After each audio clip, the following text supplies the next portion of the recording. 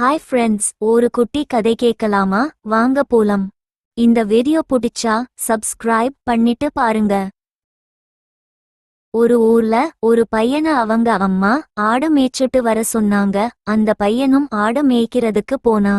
அங்க ஆடு மேய்ந்து கொண்டே இருந்தது. பட்டாம்பூச்சி நிறைய இருந்ததும் அந்த பையன் இங்கும் அங்கும் ஓடிப்போய் பட்டாம்பூச்சிய பிடிச்சு கொண்டு விளையாடினான்.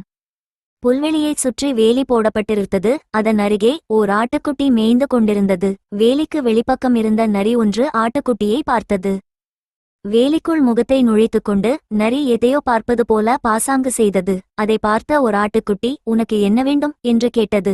நரி, நண்பா நண்பா, இங்கே இளசான புல் கிடைக்குமா என்று பார்க்கிறேன். இளம்புல் என்றால் எனக்கு ரொம்ப பிரியம். அதை தின்று ஜில்லென்று தண்ணீர் குடித்தால் எவ்வளவு நன்றாக இருக்கும். உங்களுக்கெல்லாம் அந்த யோகம் கிடைத்திருக்கிறது, எனக்கு அது கிடைக்கவில்லை என்று வருத்தத்துடன் கூறியது. அப்படியா, நீ புல்லா சாப்பிடுவாய்? நீ மாமிசத்தைத்தான் சாப்பிடுவாய் என்று என் அம்மாவும் அப்பாவும் சொன்னார்களே என்று ஆச்சரியத்துடன் கேட்டது ஆட்டுக்குட்டி. சே, அதெல்லாம் சுத்த போய் என்றது நரி. அப்படியென்றால் இரு, நான் வெளியே வந்து மலையின் அந்த பக்கம் இளம்புல் இருக்குமிடத்தை காட்டுகிறேன்.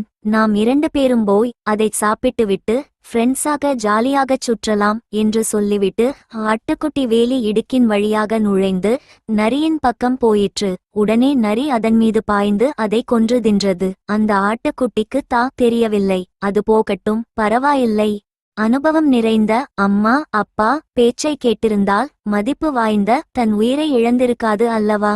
இந்த வீடியோ பிடிச்சா லைக் பண்ணுங்க, சப்ஸ்கிரைப் பண்ணுங்க. பாய்.